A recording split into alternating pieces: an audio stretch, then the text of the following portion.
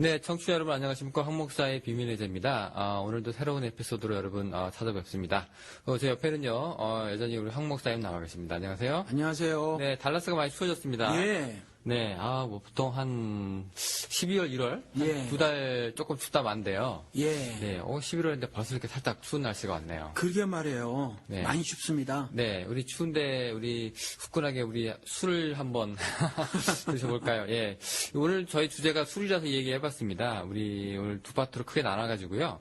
술하고 담배 뭐 얘기 전반부에 좀 다뤄보고, 예. 그다음에 우리 또 제사 문제, 그죠? 예. 예, 한국 사회에서 또 이 명절날 예. 또 고스톱이랑 또 제사 문제도 없으면 안 되는데, 예. 요 두 개 한번 술 담배랑 제사 문제 한번 가지고 얘기를 한번 해볼게요. 추울 때 말이죠. 우리 영호 씨는 술 드셔보셨는지 모르지만, 추울 때 포장마차에서 소주 한 잔 이렇게 마시고 그러신 분들이 있잖아요. 네네. 그분들 큰 돈 들이지 않고 말이죠. 참 행복한 시간을 갖는 거거든요. 그죠? 예. 한국 분들은 특히. 예. 네네. 또 우리 미국 사람들은 그냥 바에 가서 혼자서 앉아서 홀짝홀짝 하는데. 예. 한국 사람들은 또 따뜻하게 또 모여가지고. 그죠? 예. 뭐. 그 즐겁고 행복한 시간을 갖는 건데, 이제 우리는 그게 죄다 이거죠.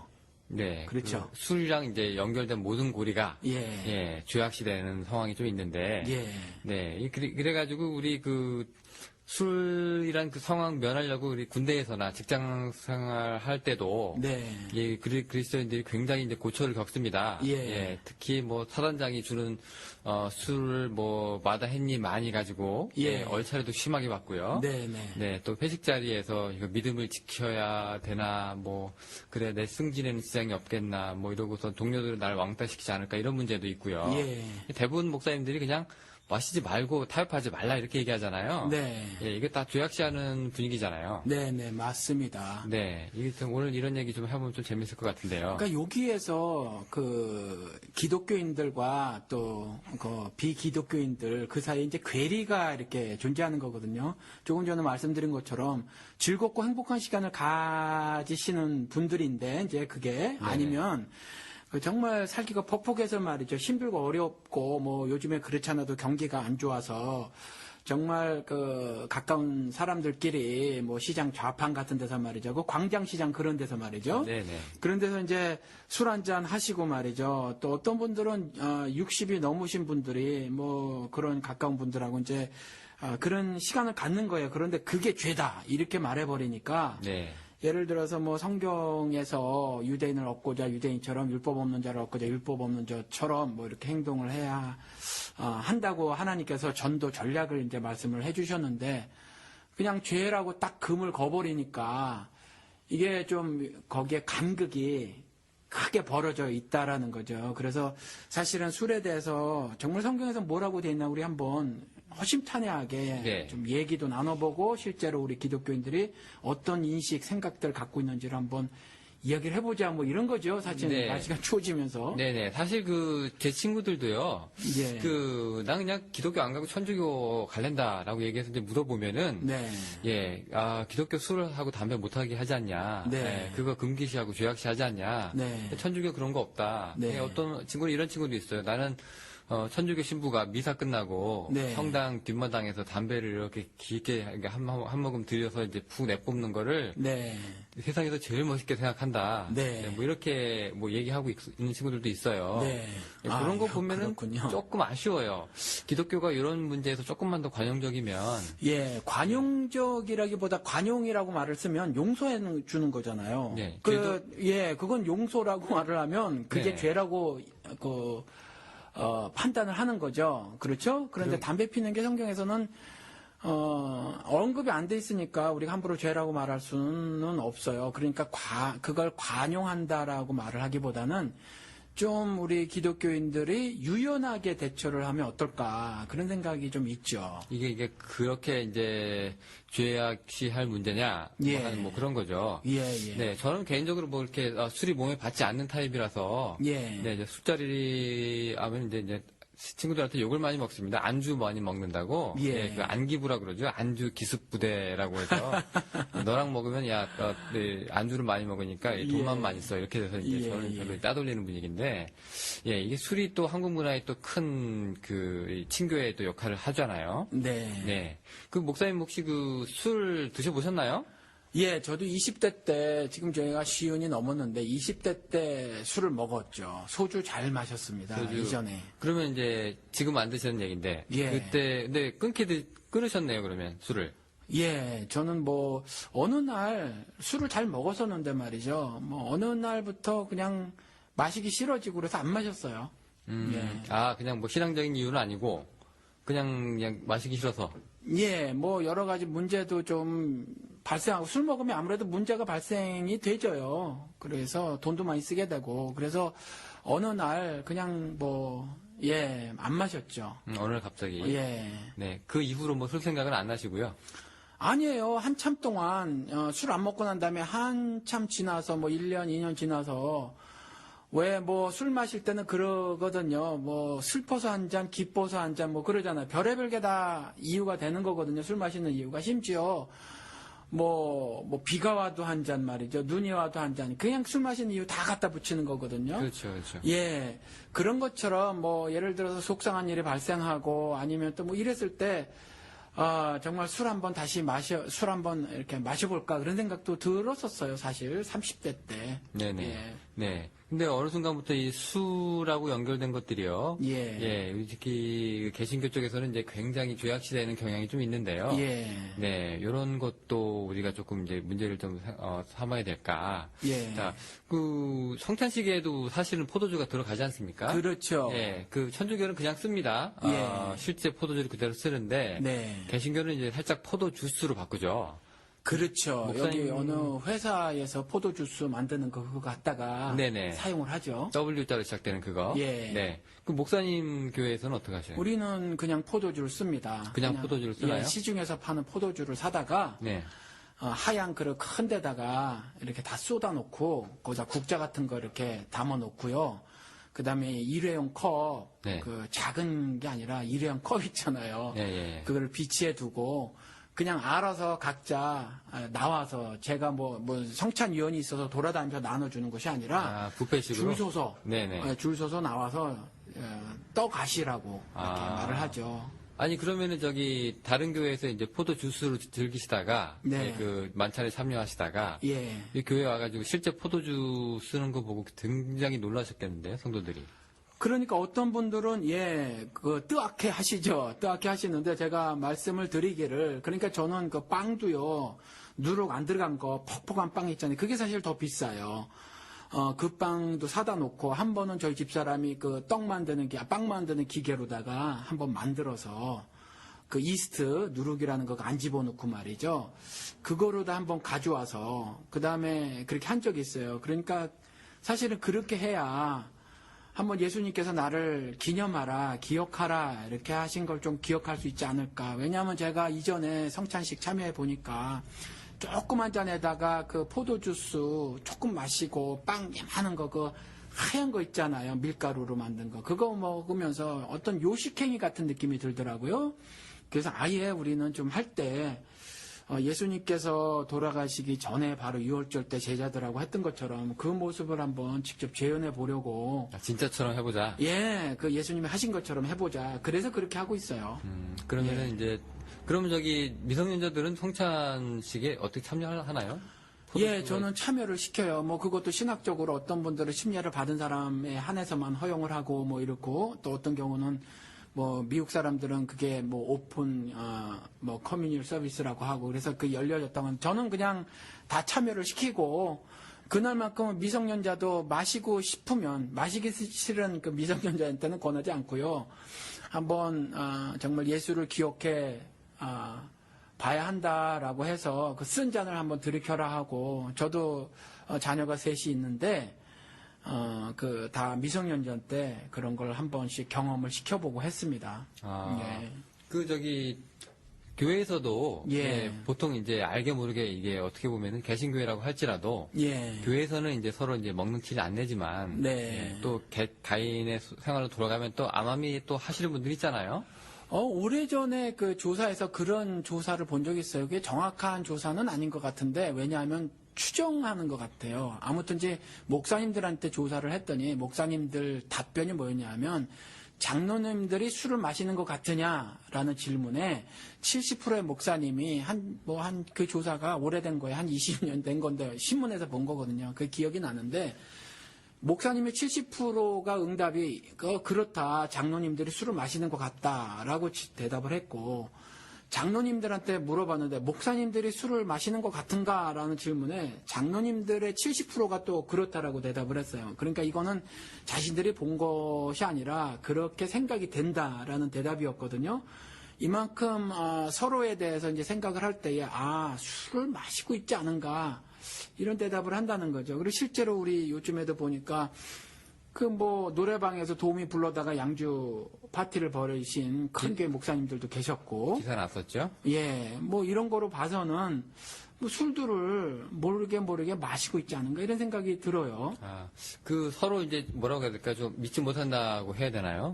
그런 분위기인데 이게 서로 허용해주면 분위기는 괜찮은데 그게 아니라 이제 서로 이제 술을 마시면 안 된다는 교회 분위기 속에서 쟤는 마실 거야라고 생각하는 거잖아요. 네, 이거 별로 그렇게 긍정적으로 보이진 않네요.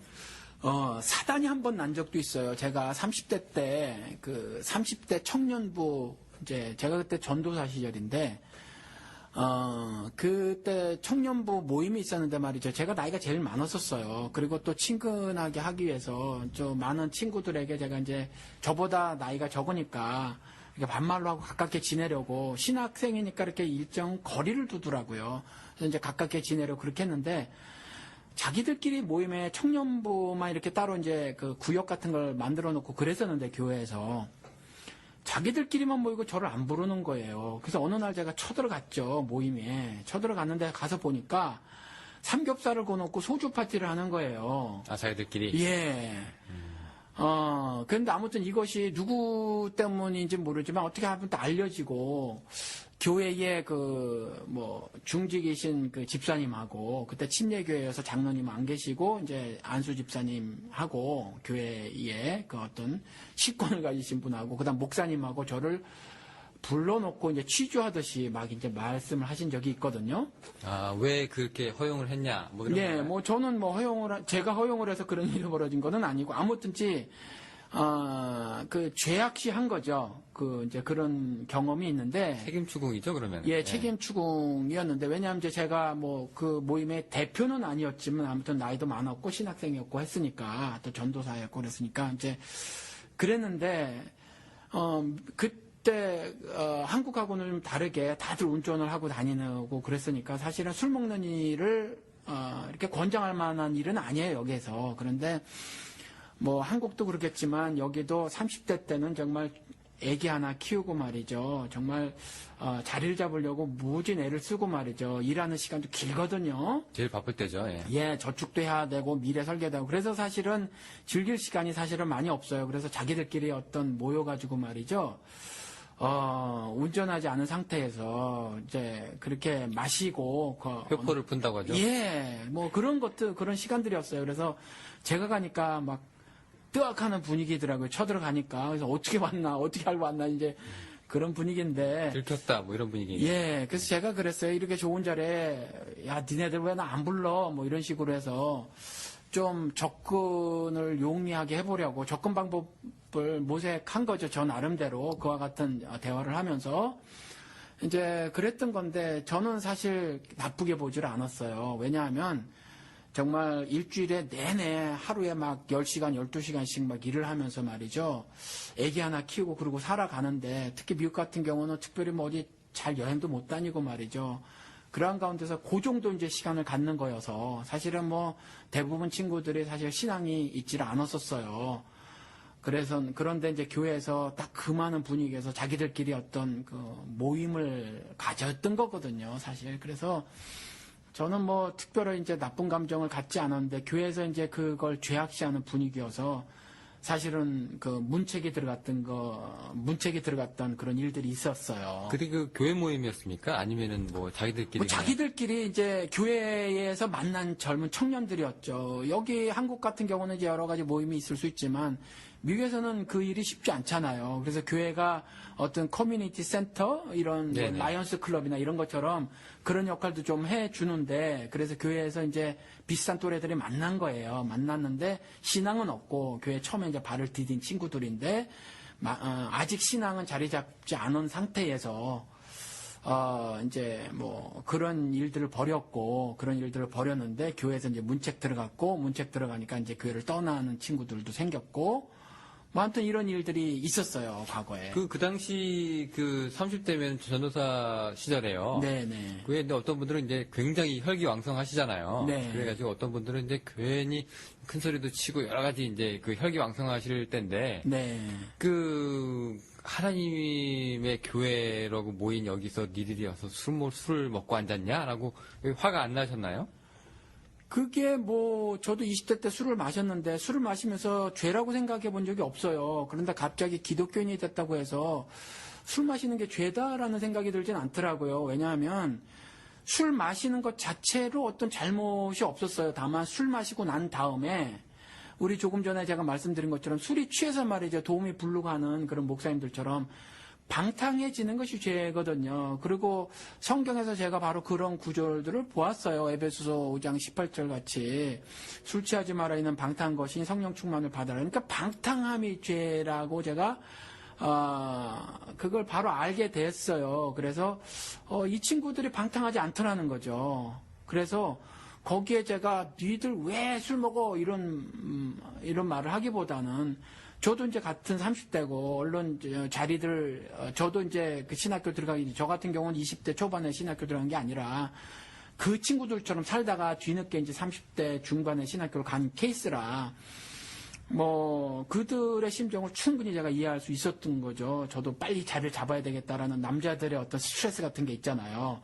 그래서 충분히 그들을 이해했지 너희들 왜 범죄를 저질러 하나님 앞에서 이런 마음은 제가 들질 않았었어요. 네. 술이랑 또 연결되어 있는 게 또 담배인데요. 예. 요즘에 이제 드라마에서도 이제 흡연 장면이 이제 금지돼 있고요. 예. 청소년한테 영향 준다 그래가지고. 예. 그다음에 군대에서도 옛날에 그 군인들한테 지급이 됐죠. 군 88이라고 해서. 그렇죠. 네. 근데 요즘에서도 이제 옛날에는 계속 담배를 경험하지 않았던 사람들이라도 군대 가면 이제 거기서 담배를 배워 나왔는데 요즘에 이제 군대에서도 금연대를 권고하는 추세라서 네 이제 전반적으로 사회적으로 이제 흡연 장소도 많이 없어지고 네 우리 금연을 좀 장려하고 있는 분위기인데요.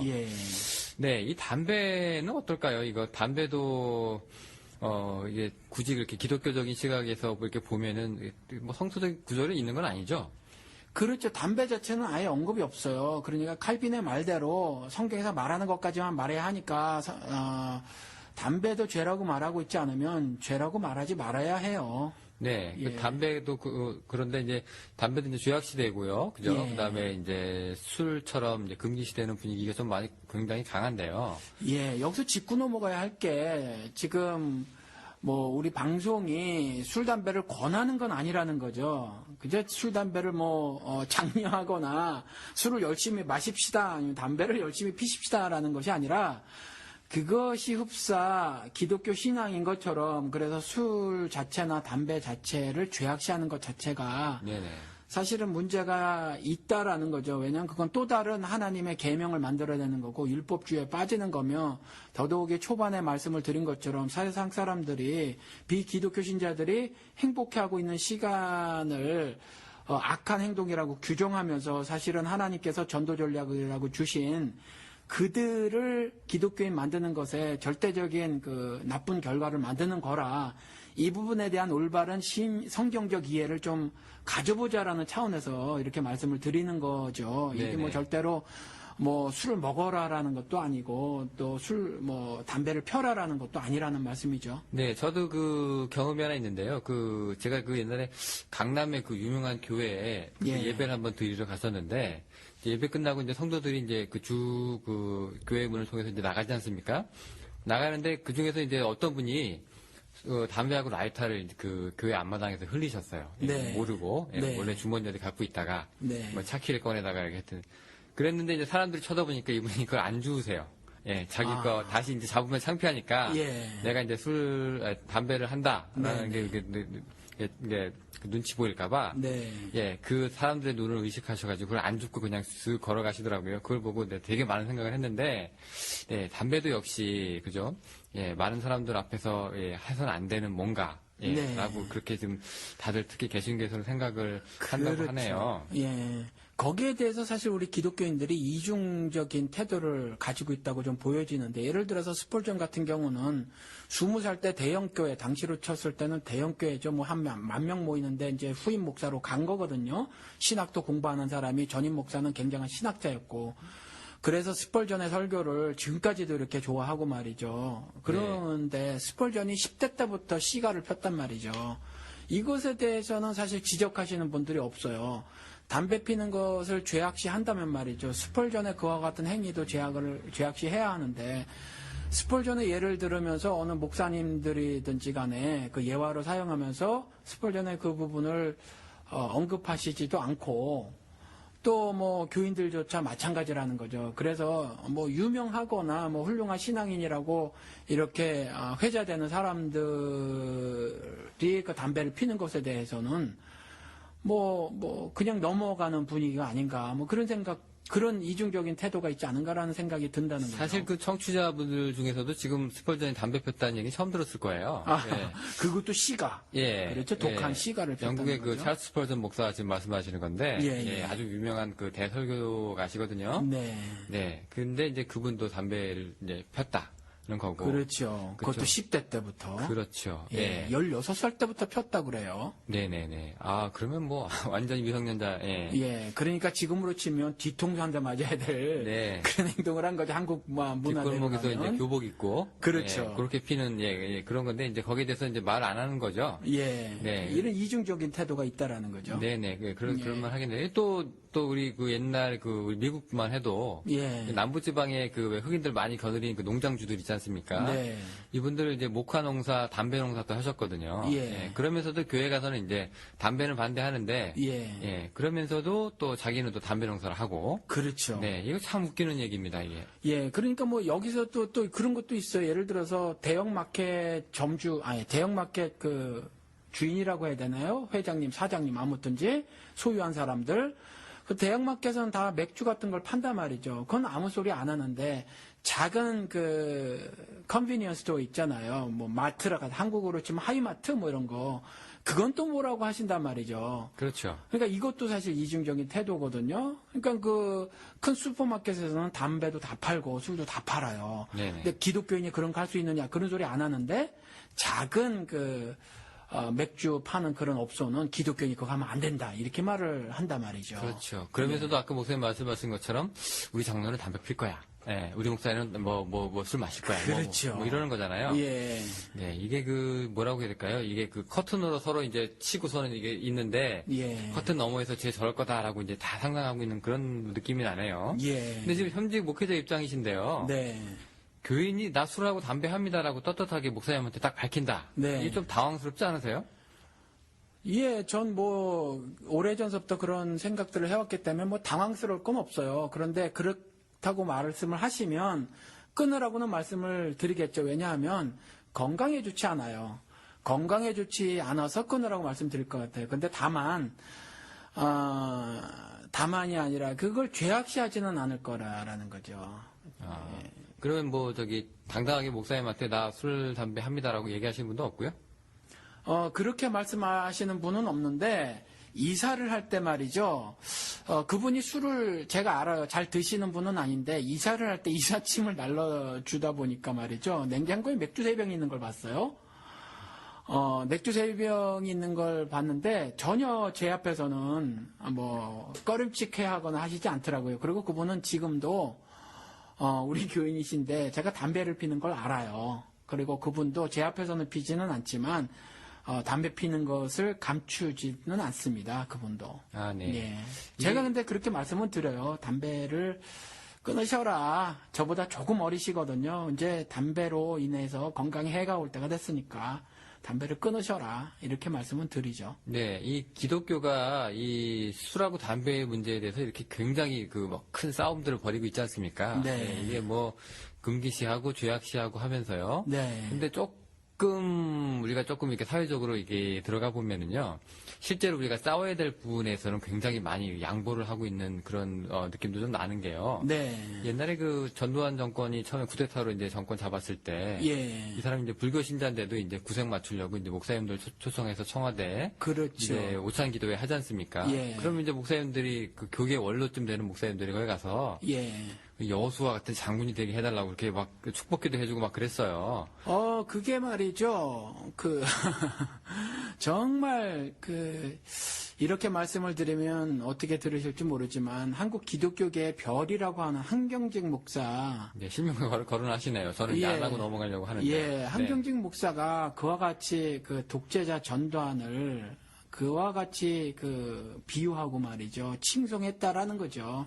무려 자국민 미국 의회 보고서에 의하면 2,300명, 한국으로 치면 700여 명을 죽이고 자국민에게 총불을 들이댄 사람을 그와 같이 비유해가면서 그랬다라는 거죠. 그러니까 사실은 이와 같은 좀 더 큰 부분에 있어서 우리가 좀 문제를 삼아야 해요, 사실은. 네. 근데 이제 그런 부분에서는 이제 슬쩍 넘어가고 그렇죠. 오히려 이제 축복하고 예. 교회 가서는 이제 술 담배랑은 그렇게 지독하게 싸움을 벌여왔다. 예. 요거 좀 이중적이라서 예. 물론 저희가 이제 술 담배를 적극 권고하는 방송은 아니지만은 네. 뭐 아무래도 좀 지적할 부분은 좀 지적하고 그죠. 예.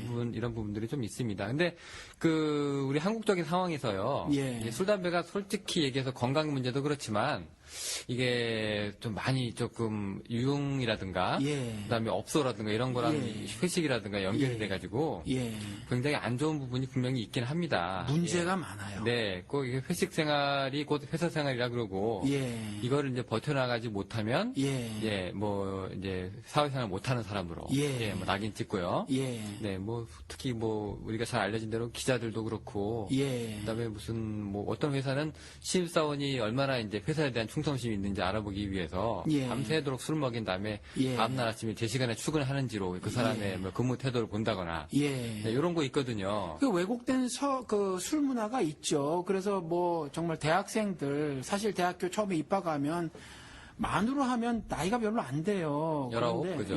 그런데 그 아이들이 술을 먹었으면 얼마나 술 먹은 역사가 있겠어요. 사실 술을 잘 받아들일 수 있는 그런 몸들이 아닌데 술 먹다 죽는 사고도 막 있잖아요. 매해 일어난다고 하죠. 그래서 좀 문제가 심각해요, 사실은. 네, 그런데 이제 한국적인 이런 상황에서 차라리 이제 기독교가 술이랑 담배가 그냥 죄다. 죄악이다. 라고 그냥 시원하게 얘기해 주는 게 훨씬 낫다. 뭐 이런 의견도 있거든요. 그런 부분에 대해서는 어떻게 이게 좀 긍정적인 효과도 있지 않나 싶은데.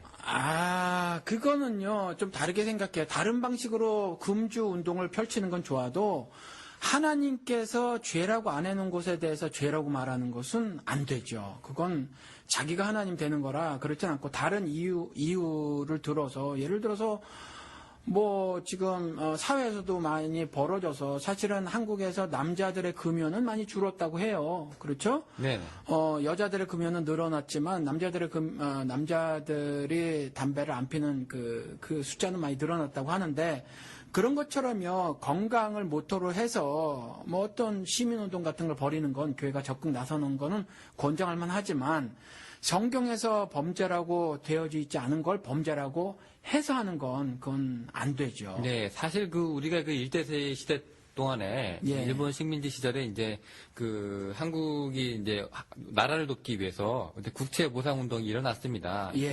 평양 기생들이 뭐 비녀법 팔아가지고서는 이제 뭐 나라에다가 이제 헌납하기도 하고요. 기독교계에서 이제 금연하고 금지 운동 벌여서 우리 그 돈으로 나라 돕자 뭐 이런 뭐 자랑스러운 운동이 좀 일어나긴 했었거든요.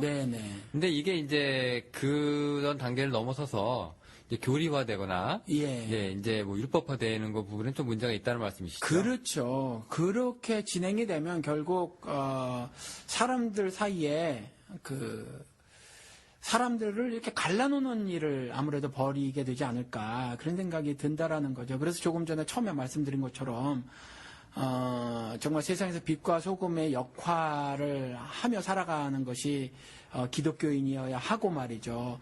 또 믿지 않는 사람들을 적극 하나님께로 인도해야 하는 그 사명을 가진 기독교 신자들이 그런 걸 죄악시하면서 스스로도 그들에 대한 인식이 말이죠. 그 비기독교인들에 대한 인식이 부정적이고 말이죠. 그래서 그들에게 접근하는 그런 것들을 스스로 차단해 버리는 그러한 결과를 초래할 수 있다는 거죠. 그래서 그런 새로운 율법화하는 거, 율법주의자가 되는 건 사실은 바람직하지 않아요. 네. 보통 이제 술, 담배에 대해서 이제 왜 술, 담배를 하지 말라고 합니까? 라고 이제 물어보면은 이제 보통 이제 이렇게 대답을 합니다. 네 몸이 하나님의 성전이라고 했는데 네. 왜 그 거룩하게 지키지 않고 네. 안 좋게 더럽히냐? 네. 뭐 이렇게 네. 말씀하시거든요. 네. 그럼 이거는 거기에 해당할 수 있는 그런 구절인가요? 아니 그 구절은 그 해석을 잘못하고 있는 거예요. 물론 그렇게 해석을 해도 그 건강에 나쁜 거니까 술이 뭐 그렇게 해석해도 그렇게 나쁘게 쓰는 거는 아니에요. 그런데 그 구절은 너희 몸이 성전인 줄 알지 못하느냐라고 했을 때 너희 몸은 복수로서 교회를 말하고 있는 거예요. 구약시대 때도 성막을 덮는 구름 그리고 불기둥 구름 기둥으로 인도한 것이 그 텐트가 아니라는 거죠. 성막이라는 텐트가 아니라 이스라엘이라는 거예요. 그래서 그 성막이 상징하고 있는 거는 이스라엘 하나님의 선택된 구원받은 백성 그 이스라엘을 말하고 있는 거고 그것이 신약 시대의 교회를 말하고 있는 거고요. 나중에 회복될 새 예루살렘 그걸 말하고 있는 거거든요. 그래서 그건 올바른 성경 해석은 아니에요. 너희 몸이 거룩한 성전인지 알지 못하느냐 해서 너희 몸을 우리 개인의 그 신체 이렇게 말하는 건 사실은 바른 해석은 아닙니다. 네, 이게 이제 복수 개념이라서 이제 교회 공동체를 얘기한다면 그렇죠. 네네. 네.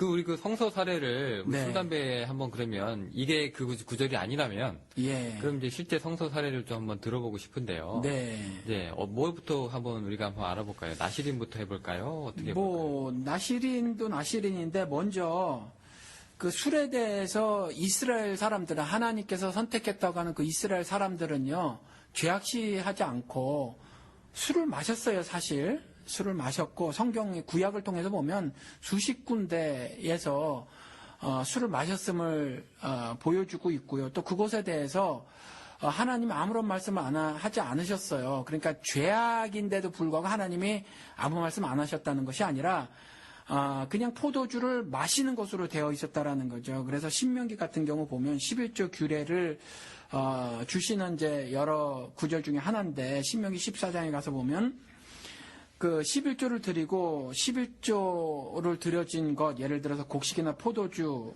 또 그다음에 고기의 기름 같은 경우 이걸 먹으라고 그러거든요. 근데 어디서 먹으라고 하냐면 하나님이 자신의 이름을 두시려고 택하신 곳에서 그러니까 민수기 보면 대충 20세 이상 싸움에 나갈 자가 한 60만 정도로 셌잖아요.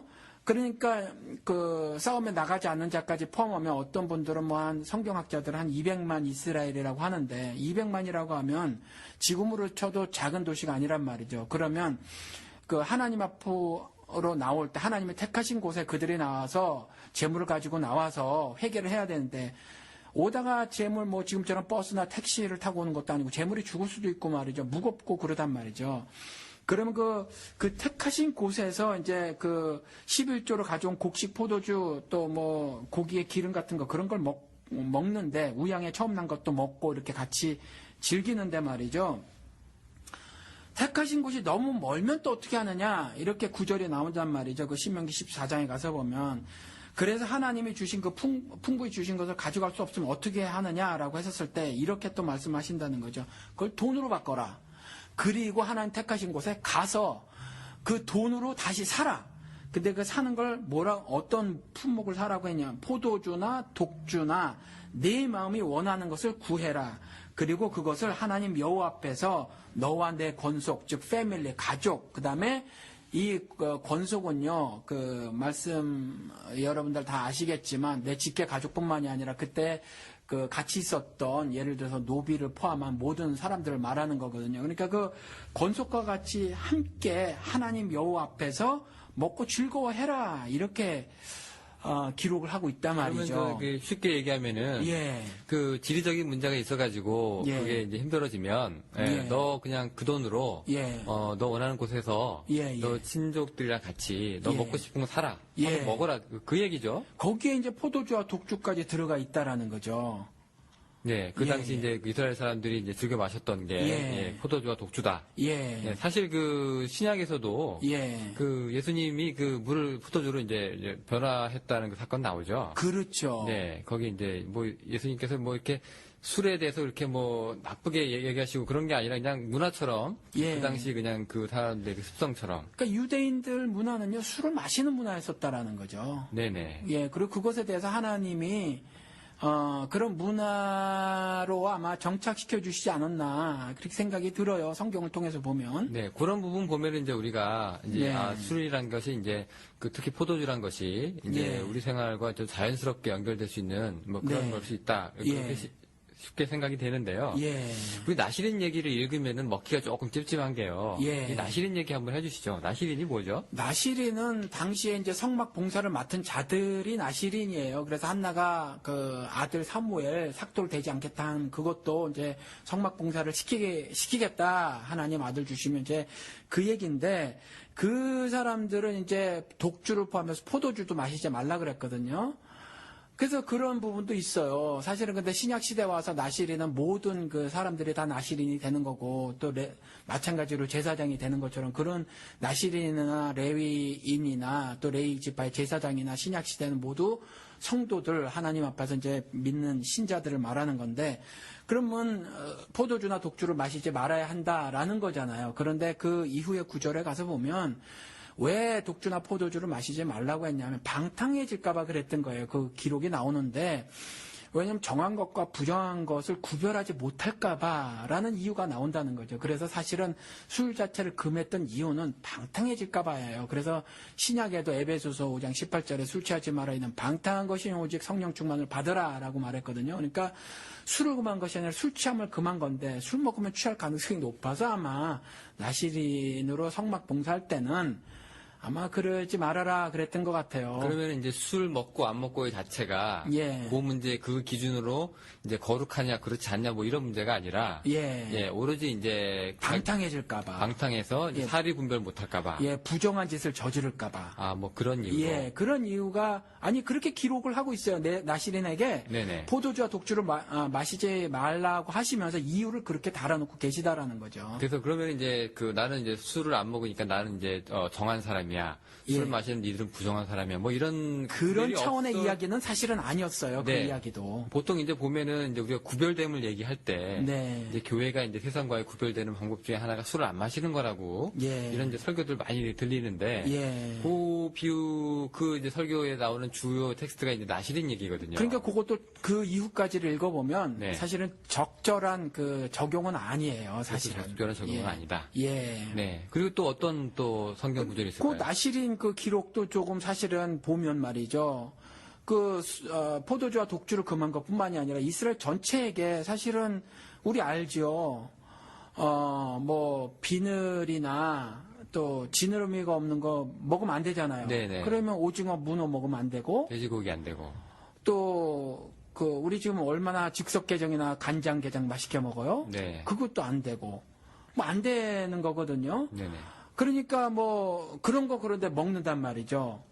그런데 그 율법은 11조 때도 말씀을 드렸지만 그 율법은 다 깨면서 이거 포도주와 독주는 마시면 안 돼라는 그 율법은 그대로 뒤에 거는 상관않고 방탕하게 되는 거 상관않고 문자적으로 그것만 딱 따갖고 지키려고 하는 것은 사실 성경에 대한 굉장한 그 어찌 보면 잘못된 그 해석이라고 생각이 든다라는 거죠. 그 보면 또 다른 구절이 있을까요? 여기 제가 알기로 그 술 취하지 말라라고 그 신약 성서에 나오죠. 그런 문제도 또 있을 텐데요. 그러니까 술 취하지 말라라는 이야기 다른 구절은 아니에요. 신약에도 디모데전서에도 그 얘기를 하고 있잖아요. 네 위장 그다음에 너 건강에 안 좋은 것 때문에 포도주를 조금씩 마셔라 그랬는데 건강 때문에 아마 포도주가 약이 되는 수도 있는 것 같아요. 그래서 요즘에 가끔 의사들도 하루에 한 잔 포도주를 마시는 건 건강에 좋다라고 말을 하고 있는 것으로 봐서 저는 의학 지식이 없지만 그것이 전혀 근거 없는 것 같지는 않아요. 그래서 하나님이 이미 다 알고 계셔서 건강을 위해서 아마 포도주를 조금씩 쓰라고 하신 것 같고, 그 다음에 건강하고 관계없이 위장 얘기를 하셨단 말이죠. 그래서 조금씩 포도주 마시는 걸 신약에서도 그렇게 말을 해놓고 있다라는 거죠. 바울이 개인적으로 권고하는 거죠. 예. 네네. 그것도 근데 마셔라라고 이 한글 번역서에서 나오지 않고 조금씩 쓰라라는 동사로 조금 살짝 바꿔놨습니다. 그게 굉장히 우스운 게 그럼 포도주를 연고로 쓰겠어요? 아니면 뭐 안약처럼 눈에 찔끔 느꼈어요? 그건 마시라는 얘기죠. 그냥 마시란데요. 마치 마치약으로 쓰는 것처럼 그렇게 동사가 조금 그래서 아마 뉘앙스가 개신교는 아무래도 이 쓰라고 하는 거에 대해서 술을 먹는 거에 대해서 굉장히 조심스럽다. 그런 뉘앙스가 좀 있습니다. 또 다른 성경 구절이 있을까요? 똑같은 거 성경에 굉장히 제가 조금 전에 말씀드린 것처럼 몇 수십 군데가 나와져 있는데 한 군데를 더 찾아보면 역대상 27장에 가서 봐도 거기에 보면 이스라엘의 조직을 구성하는 장면이 나오는데 족장들, 그러니까 영어로는 heads of families라고 돼 있어요. 그때 시족 사회든지 해가지고 거기에 이제 우두머리를 뽑는 거라든가 아니면 1000명 군대, 1000부장, 100명 군대, 100부장, 지금 소대, 중대 이런 것처럼 대대 이런 것처럼 그걸 뽑는다거나 또 행정관들, 유사라고 번역된 그 행정관들을 뽑을 때 뽑는 장면이 나오고 또 월별로 다스릴 자, 지파별로 다스릴 자 이런 거 뽑는 장면이 나올 때에 동시에 뽑은 자가 누가 있었냐 하면 왕의 곳간을 맡은 자나 밭과 성읍과 총과 산성의 곳간을 맡은 자를 뽑는 장면이 있는데 더불어서 하나 뭐를 뽑았냐 하면 식량을 비축해 두는 이런 곳간 말고 다른 곳간이 하나 더 있었는데 뭐냐면 그게 포도주 곳간이에요. 그러니까 하나님께서 이와 같이 이스라엘 조직을 정비시키는 과정에서 포도주 곳간을 맡을 자까지 하나님이 특별히 그 직분을 주셨다라는 거죠. 그러니까 이때 당시에 이런 것들로 봐서 이 밖에도 수도 없는 그 성경 구절들이 이와 같이 이스라엘 백성들은 하나님 여호와 앞에서 술을 합법적으로 마셨다라는 것이 성경의 증거라는 거죠. 네, 그 얘기 들으니까 조선시대에도 이 궁궐에 보면은 그 왕의 음식을 이렇게 준비하는 거 수락관이라고 하지 않습니까? 네, 그런 것도 따로 있고요. 또 술을 또 이게 담당하는 또 부서가 또 따로 있었던 걸로 제가 알고 있는데 마치 그런 것처럼 이제 아주 그냥 구약에서도 그냥 뗄 수가 없는 술이 그런 얘기가 되겠네요. 말씀을 다시 한번 드려야 될 것 같아요. 지금 술을 굉장히 권하는 것처럼 이렇게 말씀을 드리는데 죄악시하지 말자라는 말을 드리는 겁니다. 다른 뜻은 결코 아니고요. 네, 실제로 우리 목사님도 술을 드시지 않는 분이고요. 안 마시죠. 저도 안 먹습니다. 네, 지금 이제 오해 안 하셨으면 좋겠는데, 네, 그렇다고 또 마신다고 해도 이 마시는 분들이 이제 이 방송 들으시고 이제 내가 술 마시면서 내가 교회 다니는 것이 되게 죄책감 생긴다. 이런 분들 있잖아요. 그런 거 좀 없었으면 좋겠다. 그거 해방시켜 드리고 싶은 거예요. 그렇죠. 네. 그게 율법주의거든요. 율법주의로부터의 해방을 시켜드리고 싶어서 그걸 말씀을 드리는 거죠. 건강상 끊으시라는 거지 그것이 죄라는 건 아니죠. 근데 술 먹고 이제 방탕하게 될 염려가 많이 있으니까 개인이 그 이제 술 마시지 않으면 저도 참 좋겠어요. 개인이 자기 주량하니까 이제 적당히 드시고 특히 한국적인 회식 문화라든가 음주 문화 좀 많이 개선됐으면 하는 거죠. 2차, 3차, 4차, 5차. 그거 금해야 될 거죠, 사실은. 죽자는 거 아니겠습니까? 죽기 살기로 마시죠. 그렇습니다. 술, 담배 이제 어느 정도 마무리된 것 같고요. 이제 제사 문제 한번 넘어가 볼게요. 시간이 벌써 많이 갔는데 그래도 제사는 좀 중요한 부분이라 좀 짚고 넘어가야 될 것 같아요. 그 외에 우리 명절만 되면은 굉장히 그 가족 간에 이제 불화가 많이 일어나는 것 중에 하나가 이제 제사 문제입니다.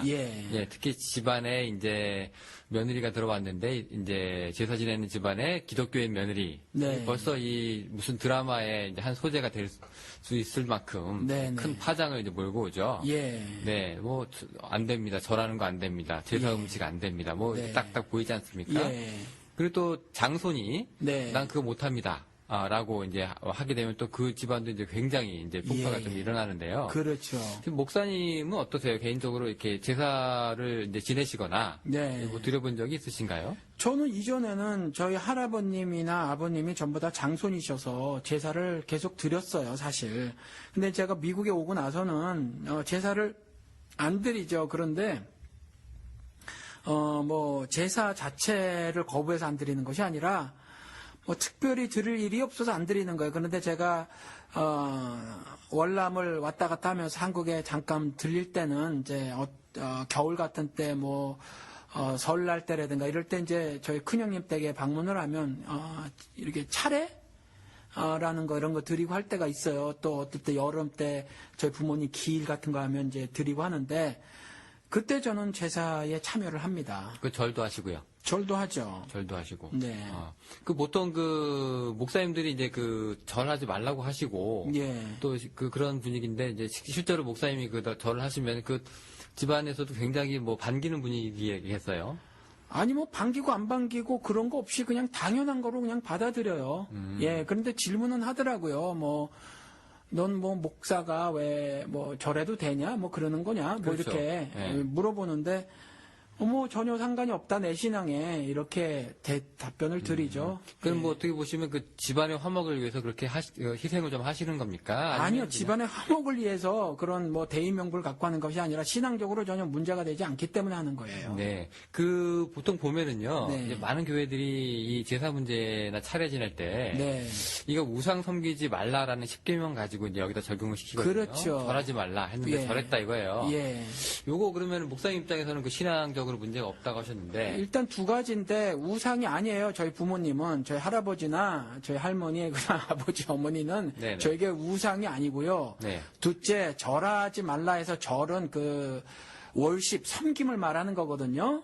근데 저는 우상을 섬기는 것이 아니라는 거죠. 첫 번째는 우상도 아니고 하나님이 나 위에 다른 신을 내 마음에 너에게 있게 하지 말지니라 했었을 때 다른 신도 아닐 뿐더러 절한다라는 그 의미 자체는 이제 우상을 숭배하는 어떤 행위를 말하는 거지 문자적으로 그냥 바우다운이라고 하는 몸을 굽혀서 이거 하는 그 자체를 말하는 것이 아니라 마음속으로 섬기는 걸 말하는 건데 저는 뭐 그런 걸 통해서 그렇게 섬기고 있지 않다라는 거죠. 그러면 목사님한테는 그 여기 차례나 이런 그 제사 같은 게 그냥 어떤 뭐 문화적인 겁니까? 아니면은 뭐 어떻게 그렇죠. 문화적인 거예요. 그것이 뭐 어떤 사람들은 중국에서 들어온 외래 문화라고 말을 하고 있긴 해도 우리가 오랫동안 해온 거니까 전 뭐 별로 거부감 없이 그걸 받아들여요. 다만 제가 어렸을 적부터 한 가지 좀 고쳤으면 좋겠다라고 생각이 들었던 건 뭐냐면 여자들이 너무 고생을 해요. 그렇죠.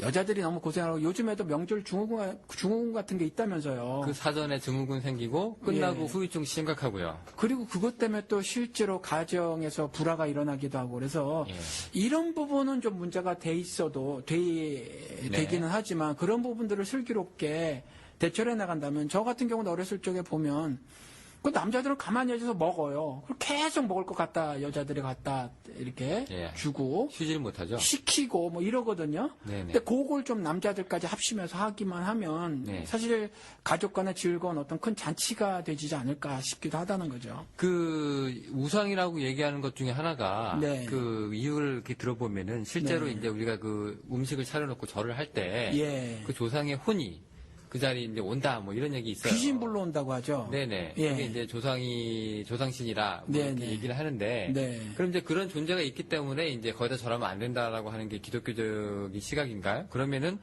목사님 어떻게 받아들이세요? 실제로 뭔가가 오긴 옵니까? 글쎄요, 저는 오는지 가는지 모르겠어요. 그게 그런데 우리나라 전통 어떤 토속 신앙인지 아니면 불교 신앙인지 모르겠는데. 뭐 불교에서도 하늘이 12개인가 뭐 있다고 하잖아요. 그 중에 하나가 구천이고 뭐 원한이 있는 뭐 영혼은 구천을 떠돈다고 하고 말이죠. 또 영혼과 귀신을 혼용해서 쓰고 또 그 귀신을 불러온다고 뭐 이렇게 말을 하는데 이건 기독교적인 생각은 아니에요. 기독교적인 생각은 아니고 또 하나 추도 예배를 드린다고 했을 때는 영혼이라고 하고 제사를 드릴 때는 또 귀신이라고 이렇게 신학적인 어떤 그 단정들을 지는단 말이죠. 그래서 이런 것들은 사실 심각한 기독교에서 보이는 어떤 잘못된 해석들이다 이렇게 생각이 들어요. 네, 그 추도 예배 얘기가 좀 나왔으니까 말인데요. 네. 이게 추도 예배 자체가 이게 성서적인 건 아니잖아요. 이게 죽은 사람을 위해서 우리가 뭐 할 수 있다는 것이 예. 그게 뭐 그렇게 매년 그 사람을 뭐 기념을 해가지고 뭔가 한다는 것 자체가 그죠 그렇게 성서적인 건 아니잖아요. 그렇죠. 그게 뭐 그렇게 성경적이진 않아요. 그러니까 사실은 뭐 추도 예배가 한국 기독교에서 보이는 모습인데 그냥 그때 우리 제사 지내는 거랑 사실 성격이 똑같아요. 똑같은데 다만 이제 뭐 찬송하고 뭐 말씀 나누고 하는 요거 차이지 사실 똑같아요. 그 부모를 기리고 하는 거죠. 남편을 그리거나 먼저 간 남편이 아내를 기리거나 하는 그런 행위지.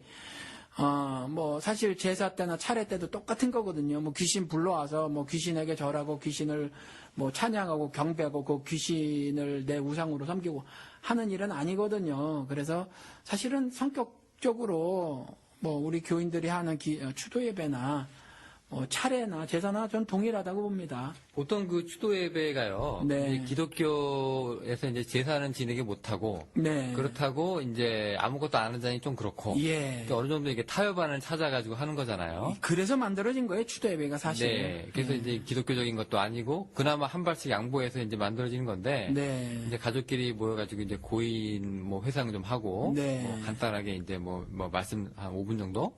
뭐 보통 그러고 이제 끝나는 경우가 이제 대부분이었는데요. 최근에 보니까 그 박정희 전 대통령 추도 예배까지 등장을 했습니다. 이게 그 제사 이게 보니까 지금 종교적으로 이게 초월해서 거의 뭐 신격화된 것처럼 그렇게 돼 있는데 그거는 진짜 박정희 우상화죠. 그게 바로 우상숭배예요, 그거는. 이게 진짜. 지금 이제 기독교에만 국한된 게 아니라 뭐 불교는 불교 입장에서 또 그렇게 드리고요. 또 박정희 목사님들은 또 이렇게 추도 예배 형식으로 또 드리고 이게 어떤 면에서 우상일까요? 그러니까 그 박정희를 거의 신격화했단 말이죠. 그래서 그게 우상이고요. 뭐 반신 반인이라는 말도 등장했잖아요. 사실 반은 신이고 반은 인간이다. 혹은 그의 독재가 하나님의 독재와 하나님도 그와 같이 독재를 했다고 하면서 하나님의 신적 사역으로까지 어떤 승화를 시키고 말이죠. 또 뭐 한국을 가난해서 구제해낸 그 어떤 영웅이다라고 하면서 그 역사를 그 생산 다중 시각으로 보지 않고 한 지도자의 절대적인 일로 그렇게 만들어냈고 말이죠. 근데 그건 뭐 아시지만 뭐 그 새마을운동으로 인해서 농촌이 잘 살게 됐다라는 건 거짓말이잖아요. 왜냐하면 그 시골에서 청년들이 다 빠져나가고 노인들만 남아 있잖아요. 그러니까 뭐 그러한 그 거짓으로 우상화한 거죠. 그러면은 이제 이 추도 예배가 그나마 뭐 이렇게 성도적인 근거도 별로 없는 것인데 이제 이렇게 자기가 이제 그 좋아하는 정치인이라든가 뭐 보면 뭐 엘비스 프레슬리도 미국에서 그 기일 되면 많이 사람들이 꽃 갖다 놓고 하잖아요. 뭐 이런 수준인가요? 그러면 이게 좀 더 심각한가요? 지금 우리가 그 개인들이 그 교회에서 교인들이 이렇게 드리는 추도 예배는 그 정도 수준이 아닌가 싶어요. 그래서 뭐 저는 적극 권장할 만하다고 생각을 해요. 그것조차 없으면 돌아가신 분들 다시 한번 기억하는 일들이 특별히 이제 할아버지, 할머니, 아버지, 어머니 뭐 분들 기억하는 시간들이 워낙 사는 일들이 바빠서 말이죠. 할 수가 없으니까 추도 예배든지 제사를 지내든지 뭐 좀 했으면 좋겠다라는 생각이 들어요. 네, 보면은 근데 그 제사 지낼 때 조금 이제 복잡하게 들어가면은요. 저도 여기 제가 또 장손입니다. 그래서 어렸을 때부터 그걸 좀 많이 봤는데. 이게 보면 보통 이제 자기 할머니, 할아버지까지는 이제 기억이 나는데. 그 위에까지 이제 같이 제사를 또 모셔야 되는 그런 부분들이 또 있어요. 근데 이거는 솔직히 우리가 기억도 못하는, 물론 우리 그 조상이긴 하지만. 근데 그렇게 되는 것이 이제 예의라고 해서 이제 넙죽절하긴 하는데. 이것도 뭐 그렇게 큰 의미가 없을 듯 하고요. 그러니까 그 제사에서 개선할 부분은 있지만 제사 자체가 뭐 비성경적이다, 비신앙적이다, 이건 아니라는 거죠. 네네.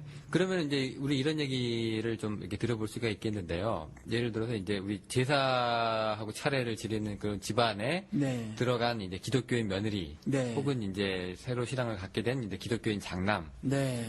자, 있다. 그러면 이제 그 제사 차리는 집안에서 이 기독교인이 들어갔을 때 그 기독교인의 역할이라고 해야 될까요? 네. 뭔가 조금 뭐 빛과 소금 역할을 좀 하려면 네. 뭐 어떻게 그러면은 그 집안 분위기를 해치지 않으면서 네. 좀 이렇게 신앙적으로 뭐 성격화를 해야 될까요? 어떻게 네. 좋은 방법이 있을까요? 일단 그 신앙적으로 차례를 지내고 제사를 지내는 것 자체가 성경에서 부정하고 있지 않으니까 일단 그거를 수용하라고 말씀을 드리고 싶고, 또 그러한 가운데 이렇게 그 어떤 보이지 않는 선을 거서 말이죠. 너하고 나하고 달러라고 해가지고 그 믿지 않는 사람들에게 부정적인 인상을 주지 말고 말이죠. 그래서 그 가족 전체를 하나님 앞으로 인도하는 것에 좋은 어떤 그 전략을 잠을 세워야 하지 않을까. 그리고 또 사실은 더 나가서 말이죠. 그것보다도 더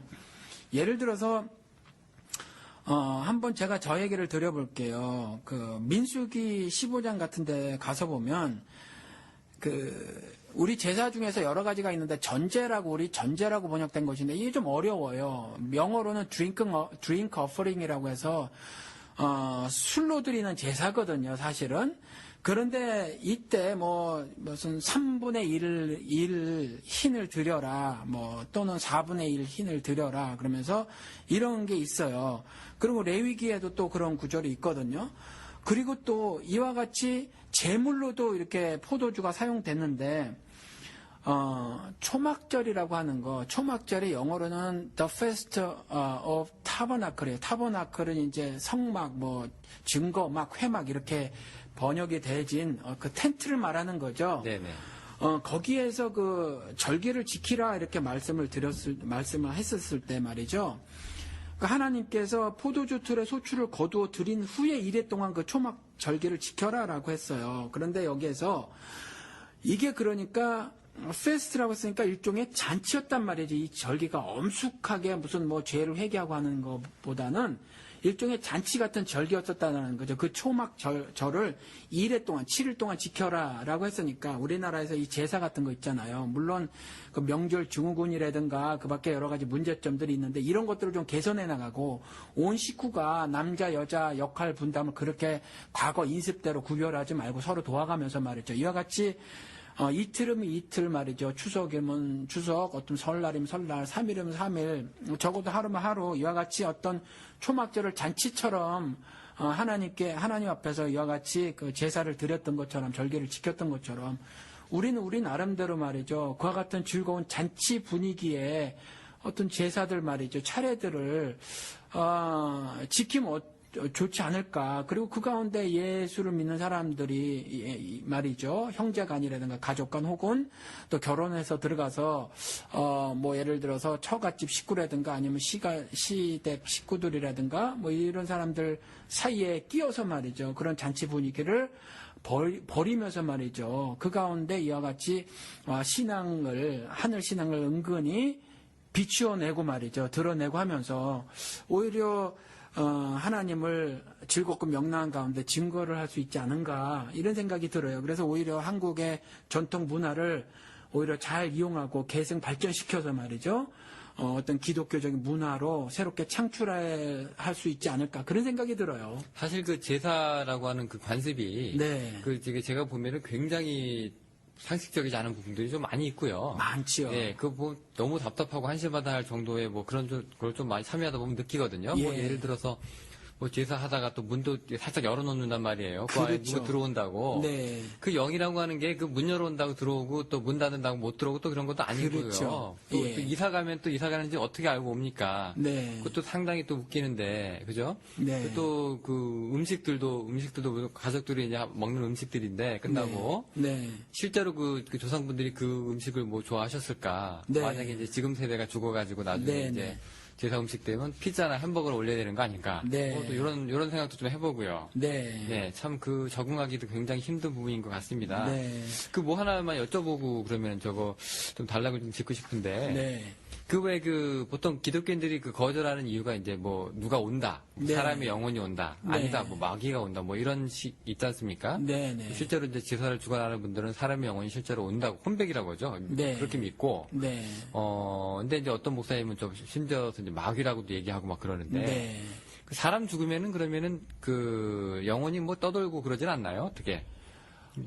예, 일단 사람이 죽고 난다면은 일단 결정이 나죠. 살아있는 동안에 그 신앙의 열매가 이제 거둬지는 거예요. 그래서 죽고 난다면은 어찌할 바가 없죠. 하나님 앞에 그 예를 들어서 구원은 은혜에 의해서 믿음을 통해서 얻어지는 건데 어떤 하나님의 절대 주권적 역사에 반응을 보일 기회가 이제 사라지게 되는 것이어서 성경적으로는 이제 결정이 나버리는 거예요. 그래서 그 이후에 뭐 진혼제 이번에 WCC 그 회의 때 그 모임 때도 약간 그런 비슷한 뭐 진혼제를 드린 건 아니지만 용의 모습을 갖고 징을 치면서 우리나라 전통적으로 했던 그 진혼제라든가 아니면 이런 비슷한 행동을 했는데 뭐 그렇다고 그 혼이 불러지거나 하는 거는 사실은 아니라는 거죠. 그 혼을 다시 부를 수 있다면 옛날에 가톨릭에서는 그런 교리들을 만들었지만 비성경적이에요. 그래서 지금 내가 뭐 영혼을 불러서 같이 뭐 대화를 나눈다거나 무당들이 하듯이 뭐 그런 거는 아니라는 거죠. 뭐 강심술사라든가 예. 뭐 그런 부분은 아니고 예. 그냥 우리는 그냥 그리스도인들은 그냥 예. 문화다. 예. 관습이지만 그럼에도 이제 많이 우리가 고쳐 나가야 할 부분들이 있는 그런 문화다. 네. 가족끼리 잘 이제 회의하셔가지고 네. 합리적인 차원에서 이제 다툼 없이. 그렇죠. 사실 그 명절이 좋은 게 이제 가족들을 보러 가는 건데요. 그렇죠. 네, 요 신앙적인 것 끼어들고 서로 이제 가치관으로 싸우다 보면은 이거 굉장히 그 힘들어지는 나날이거든요. 예, 뭐 아시겠지만 제사 음식이 그 1년 중 먹는 음식 중에 가장 화려하고 풍성해요. 옛날에 또 먹고 살기 힘든 시절에 억지로라도 해가지고 말이죠. 물론 이제 지나치게 그 빚을 져가면서 하는 것들이 문제가 발생되긴 했지만, 그 정말 1년 중에 한 번 뭐 풍성한 음식을 먹을 수 있는 날이거든요. 뭐 우리 성경에서도 그 11조 음식 조금 전에 말씀을 드렸는지 모르겠지만 뭐 갖고 온 거 우리들이 말씀을 드렸군요. 그거 다 이스라엘 백성들이 먹었던 거거든요. 하나님 앞에 드린다고 하지만 실제로는 하나님의 뭐 배고프셔서 드시는 것도 아니고 그 제물 가져온 모든 그 제사장을 비롯한 일반 그 하나님 백성들이 다 먹었던 거거든요. 똑같아요. 제사를 지내면서 정말 뭐 할아버지, 할머니, 아버지, 어머니 귀신이어서 먹을 거라고는 아무도 안 믿어요. 그리고 분명히 자기들이 나눠 먹거든요. 그러니까 그걸 조금 전에 말씀드린 것처럼 초막절을 즐겁게 7일 동안에, 1회 동안에 즐겼던 것처럼 가족 간의 건전한 그 어떤 한 문화로 특별히 기독교인들이 더 적극적으로 창출해 가면서 말이죠. 가족 간의 풍성한 음식, 하나님이 주신 거니까 하나님이 풍부히 주신 것이라고 성경이 기록을 하고 있으니까 그것들을 먹고 즐겨라. 건소까지라도 즐겨라 라고 말했으니까 오히려 이제 그럴 때에 이 모든 음식이 여호와께로부터라 라는 그런 신앙들을 좀 나누고 하는 그런 즐거운 어떤 잔치 같은 거로 계속 발전시키면 어떨까 그런 생각이 든다라는 거죠. 네네 말씀 감사합니다. 예. 보통 보면은 우리가 그 음식이 등장한다는 것 자체가 그렇게 뭐 귀신하고 이렇게 상관이 있는 건 같지는 않고요. 예, 전혀 그렇지 않아요. 우리가 이제 잘 먹고 그렇죠. 같이 이제 좋은 시간 갖자는 그런 건데. 네, 이건 이제 너무 이제 심각하게 고지고대로 이제 곡해하고 오해해서 분란이나 다툼이 좀 많이 안 생겼으면 좋겠습니다. 예, 그게 이제 우리나라 신앙이나 신학은 미국 거거든요. 사실 많은 부분이. 그래서 저는 개인적으로 4대주의 신학, 4대주의 신앙이라고 이제 말을 하는데 이게 미국에서 1900년대 초에 근본주의가 발생하고 발흥하고 이것이 확대됐단 말이죠. 이 근본주의자들이 이제 그 말씀을 문자적으로 막 해석해낸 그런 어떤 부분들이 있었거든요.